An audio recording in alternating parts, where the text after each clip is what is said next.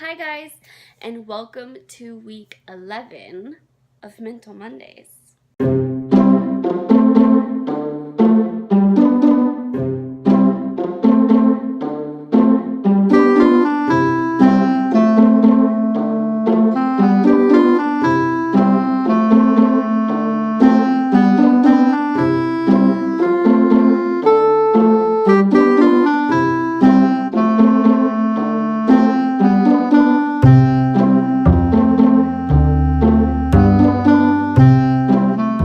So this week I thought I would give kind of an update on the big project that I started talking about and kind of that led to the series of videos that I've done since then, and kind of the whole basis for why I started this series. I wanted to look more into it. I wanted to learn more about myself. I wanted to record and document all of it, and I wanted some motivation to keep going when I cannot muster any on my own, and some accountability and a community of people that understand. And I wanted my story to help somebody, even if just one person. I thought I'd give a little update on how I've been doing with all of that.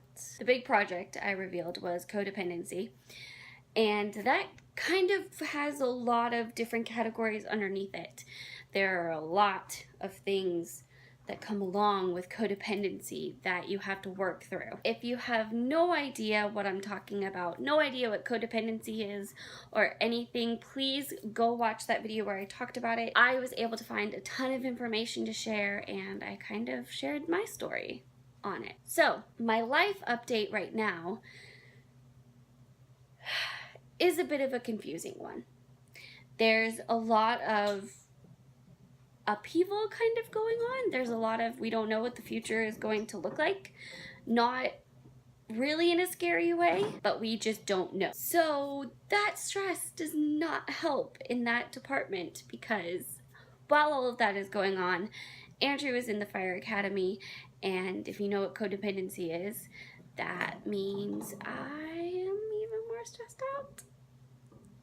Needless to say, it's difficult. It's hard because we're doing so much at once. For the first video in the series, I talked about anxiety, and I talked about how I've tried to deal with anxiety, and when mine kind of started, which was when my brother died.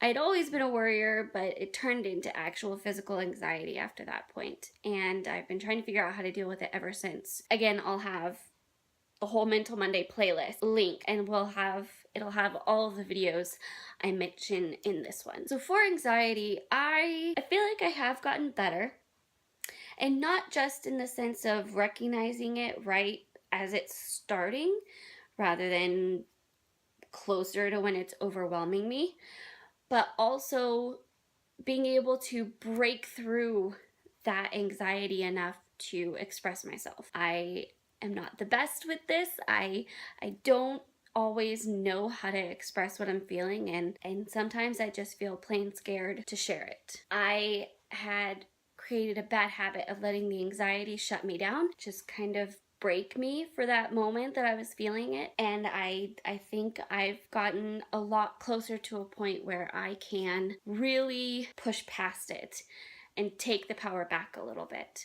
That, I think there's progress. I think there's also been progress in my thinking as far as being able to counter the fear-driven negative thinking, and that helps a lot. For the second video, I talked about finding confidence and how I had struggled with feeling confident and had been dealing with low self-esteem for quite a while. This one is a little bit harder. I don't know that I've made that huge of progress, but I've definitely become even more aware of my role in that and the different thought patterns I have. I definitely catch it sooner, and I think that that is a big step, but I have a lot of work to still do. I have a lot of work to get to the point where I'm able to fight those negative thoughts towards myself. So the third video was on boundaries, and boundaries is a huge part of codependency. It is one of the major factors and a major tell of the unhealthy side of codependency. Just as a brief overview, codependency is where you find your identity and validation in other people. More specifically, you find it through your relationship with them. It's almost an addiction to a relationship. And part of that comes with having really weak boundaries where you aren't asserting yourself, you're not saying no when you should or when you want to and need to. And sometimes you're even crossing those boundaries for yourself and just totally giving in to the other person's needs and wants. It becomes very dysfunctional and very unhealthy. The hard part can be finding the balance in that. For boundaries, my biggest thing I've noticed with myself, and I said it in the video for it, is that I'm not good at saying no. I'm not good at telling people no when I should, and I'm not good at asserting myself and saying no, I don't want to do that, or no, I wanted this, so you don't get to change it. I wanted this. I've gotten a little better, but I found my communication with it could use some help. I think wording and the tone of your voice and just the way it's delivered can make a huge difference to how something comes across. There's a huge difference between not saying something, screaming something, and just quietly being able to say, thank you for your input, thank you for your advice, I would just like this though. Or being able to say, I understand what you want, this is what I'm comfortable with. And I see myself going towards that, but I have a lot of work still to do. The fourth video is when I finally named codependency and talked about all of the details with codependency as far as what it entails, what it looks like, what it even is. I kind of told my story about it and talked about my history with it and where I think it came from and stuff like that. I have to say, I still qualify myself as codependent/codependent tendencies. The thing I've noticed since I started doing this video series is even if I haven't made progress on something, I've better figured out how I feel about it and what I think about it. As far as codependency goes, that's a hard one to define. I do still struggle with self-confidence. I do still get anxiety. I do still struggle with figuring out what the healthy balance is between being connected with somebody and being your own person. And that's hard to talk about, even though almost nothing's hard for me to talk about.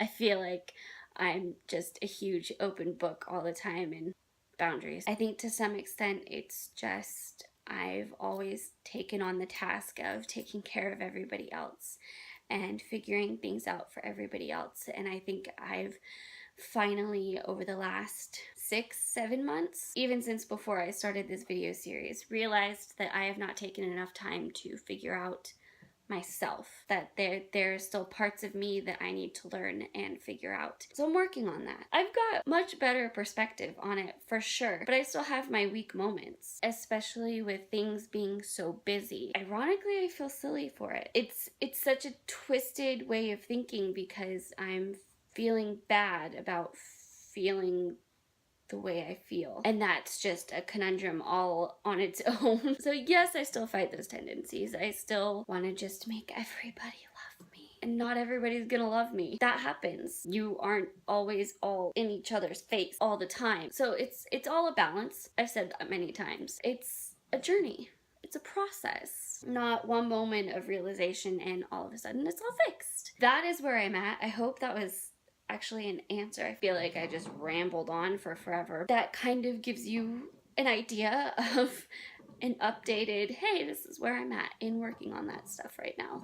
So if you guys have any stories of working on stuff like this or one of the topics that we talked about, I would love to hear those in the comments. I would love any resources you guys know of for this type of stuff. There's so much to it. I hope this helped you in some way. I hope you enjoyed it. If you did, give this video a thumbs up and click subscribe so you can see if the next one comes out. And of course, share it with all your friends. And I will see you guys in the next video. Bye!